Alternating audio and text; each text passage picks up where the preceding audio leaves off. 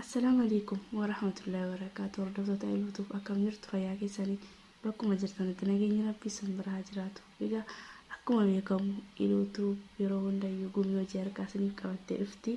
Arras akkuma beekamu gumii hojii harkaa bifa adda ta'een qabadhee isiniif dhufeetan jira. Gumiin kunis akkuma argitan kirrii addiidhaa fi kirrii bifa margaatiin isinitti agarsiisuuf qabadhee dhufee jira. Kabajaaf jaalaan akka hordoftoon abdiin qaba gara hojii. Egaa hojiin keenya akkuma beekamu sansalataan jalqabna. Sansalata jaha dhahanna. Sansalata jaha dhahanna. 2 3 4 5 6 jaargaa akkas dhaannee finnee asitti qabsiifanna.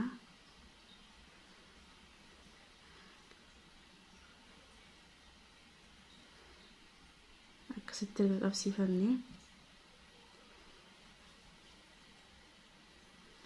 bifa kanaan sansalata 3 dhaannaa 1 2 3 sadan kun akka double crochet tokkotti fudhanna. Sana booda sansalata dhaanne kana keessa boolla ishii kana keessa tokko tokko dhahanna jechaadha. Bifa kanaan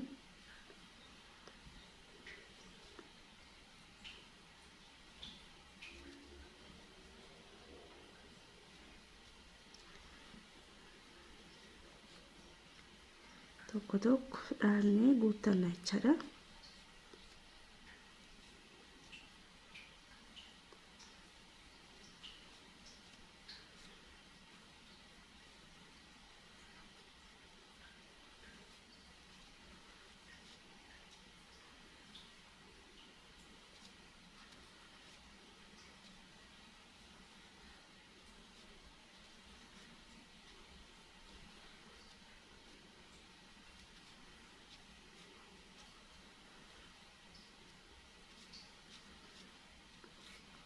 Bifa kanaan tokko tokko keessa dhahannaa jechaadha.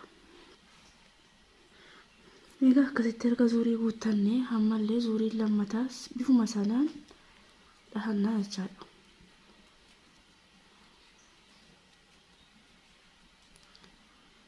Bifuma wal fakkaataadhaan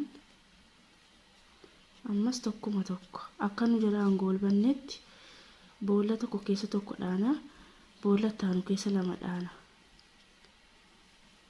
Akka nu jalaan golbanneef ammas keessa tokko lama boolla tokko keessa double crochet tokko dhaana. Kan itti aanu keessa double crochet tokko darbinee tokko lama dhaana, tokko darbinee tokko dhaana jechaadha.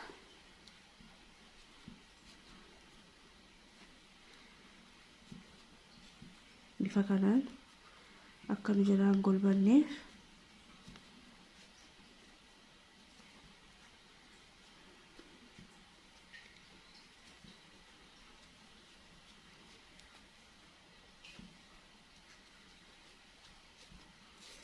bifa kanaan dhahannaa jechaadha.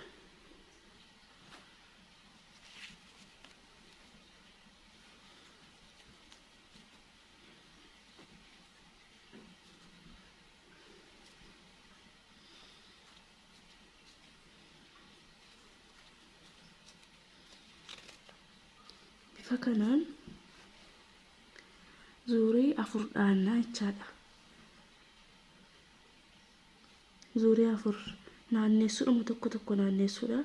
Garuu boolla tokko keessa tokko dhaanaa, boollata lammataa keessa lama dhaanaa akka nu jalaan golbanneef asitti tokkonnee boollata kana keessa bukkee isaatti lama double crochet lama boolla tokkotti. Kun akka nu jalaan golbanneef nu gargaara jechaadha. Zuurii 4 dhee walitti deebina. Egaa akka zuurii 4 dhaannee kana fakkaata. Bifa kanaan utuu nu jalaan golbatiin akkasitti bifa bareedaa ta'een nuuf ba'a jechaadha. Amma kan nu barbaachisu 4 akkasitti dhaannee jirra. Bifa kanaan bifa kanaan afur dhaannee waan jirruuf amma kan itti aanu kirrii bifa biraatiin walitti qabsiifannaa jechaadha. Amma akkasitti erga kirrii qopheeffannee lama walitti akkas fudhannee lama akkasitti fudhannee dugda isaa lachaan wal fakkaataa akkasitti walitti naanneessina. Dugda lachaan karaa wal fakkaatuun walitti naanneessina.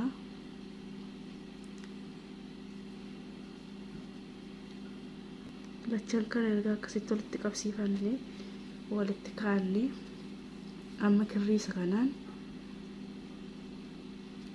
kirrii kanaan akkas dudduuba keenyatti qabne kan akkas dudduubatti qabne kirooshee keenya asiin akkas baafannaa jechaadha. Lachaan keessaa akkas galfanna kirooshee keenya erga galfannee finnee asiin kirrii keenya harkisannaa jechaadha. Amma kun lachaan walitti nuu qabsiifamaara.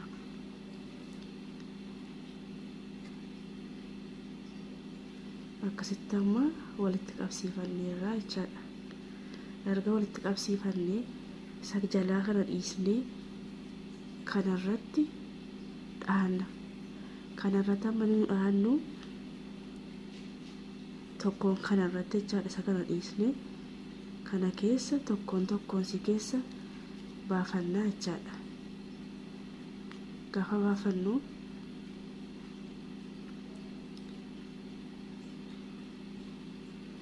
kirooshee keenya mataarra marru akkas goone hin xalafnu. Mataarra duwwuma isaa galchinee asiin akkasitti galchinee baafanna.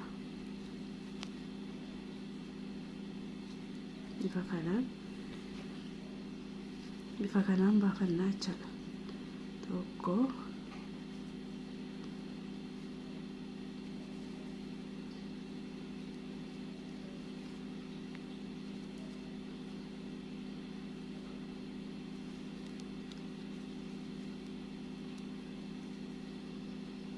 Tokko tokko keessa boolla tokko keessa baafanna.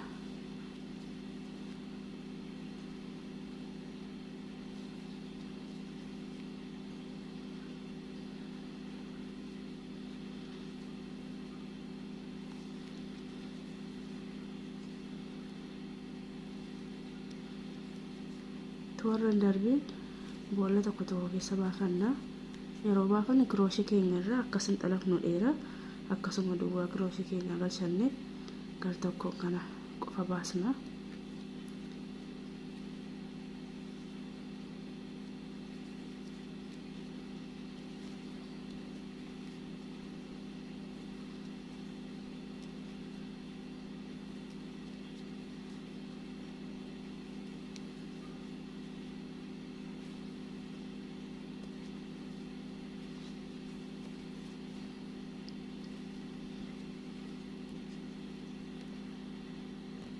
Akkasitti bifa kanaan 19 dhaadheera. Kun irra keessi isaa kun 19 dhaadhee jechaadha. Amma kan erga akkatti dhaadhee ammas asirra 19 lakkaadhee jechaadha.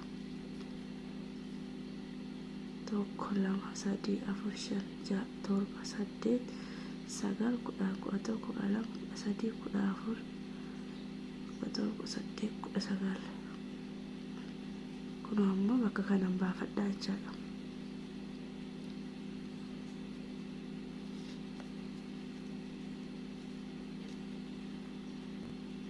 Sana booda fidee kirooshee koo kana keessan galfadha. Akkasitti kun akkasitti adda jira. Fideen kana keessa galfadhaa jechaadha. Amma kan itti aanutti hin darbee jechaadha. Akkasitti kana baasee waan ta'eef kanan dhahaa jira. Isa kanan dhahaa jira jechaadha. Ammallee 19 kana keessan dhaadha lakkaadheera waan ta'eef duraan tokko dhaadha jechaadha.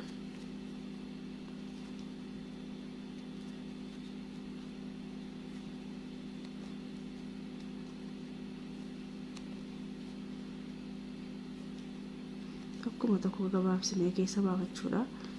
nuti kirooshii keenya irra akkasuma maruu dhiisnee inni nuuf gabaabbataa jechaadha.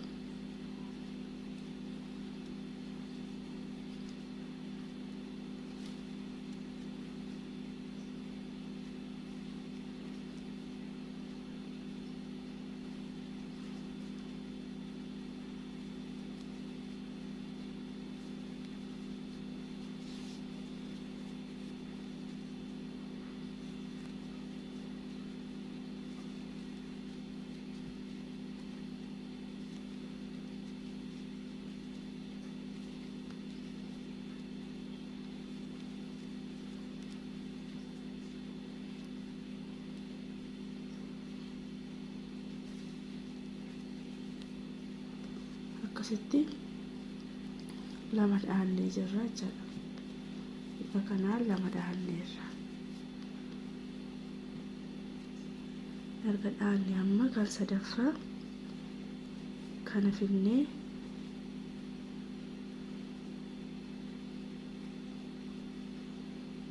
asitti qabsiifanna. Amma kanaaf kana walitti dhahaa jechaadha. Isa kanaaf kana sadaffaa jechaadha.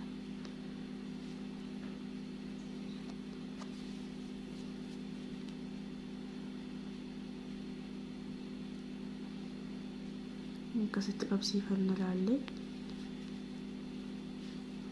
bifa kanaan qabsiifannaa jechaadha.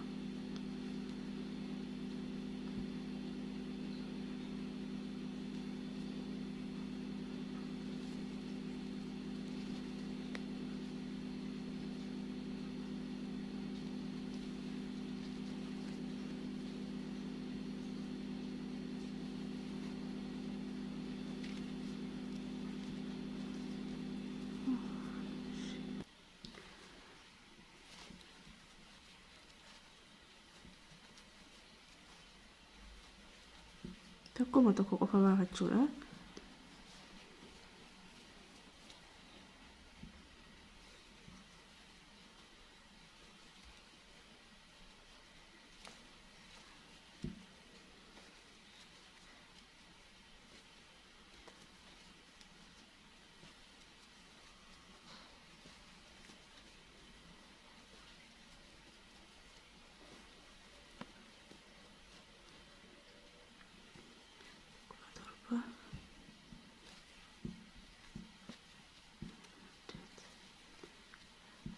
Sagal akkasitti 19 nu guutee jira.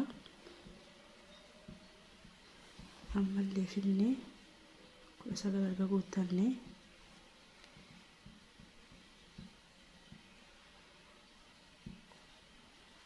asiin fidnee qabsiifanna tokko.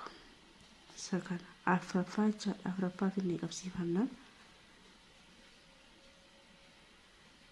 Kanaan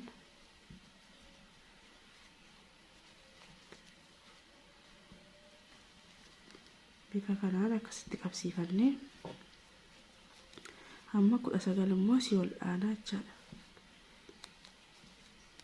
Tokko lama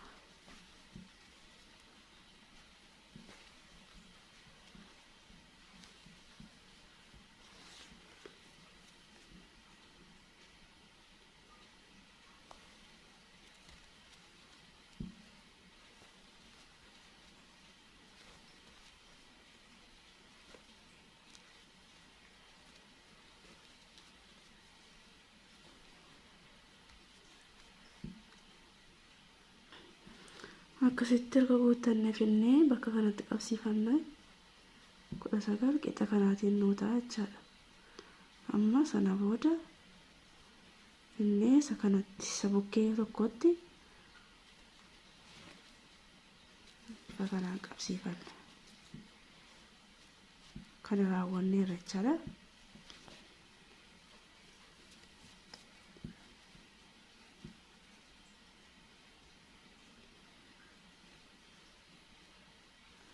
Ammas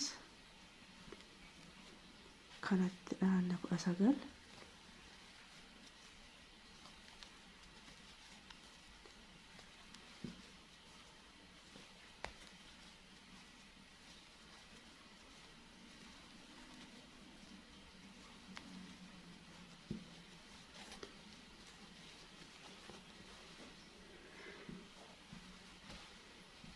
bifa kanaan zuurii guuttadhee isinitti deebi'a. Yeroo zuurii guuttannu akkasuma ta'a bifa bareedaadhaan nuuf ba'a. Amma callee adii yookiin waan kanatti godhannaa jechaadha. Sanatti mul'ata yaada waan kan itti godhannaa jechaadha. Na waliin haala kanaan marfee keenya keessa baafannee kirrii keenyaan qajeelfannaa jechaadha. Marfee aan hodhina. Kana marfee aan hodhina.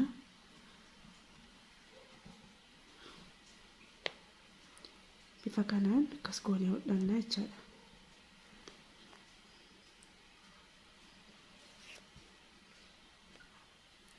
Egaa hordoftoota koo viidiyoon keenya irraa kana fakkaata. Viidiyoon kun yoo isinitti tole like, share, subscribe gochuun na jajjabeessaa maatii naa ta'a.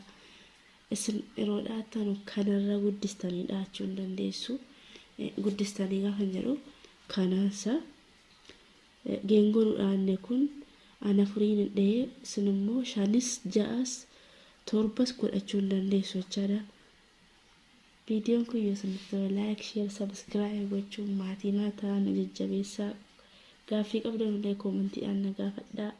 Hanga viidiyoo biraatti wal arginutti turtii gaarii.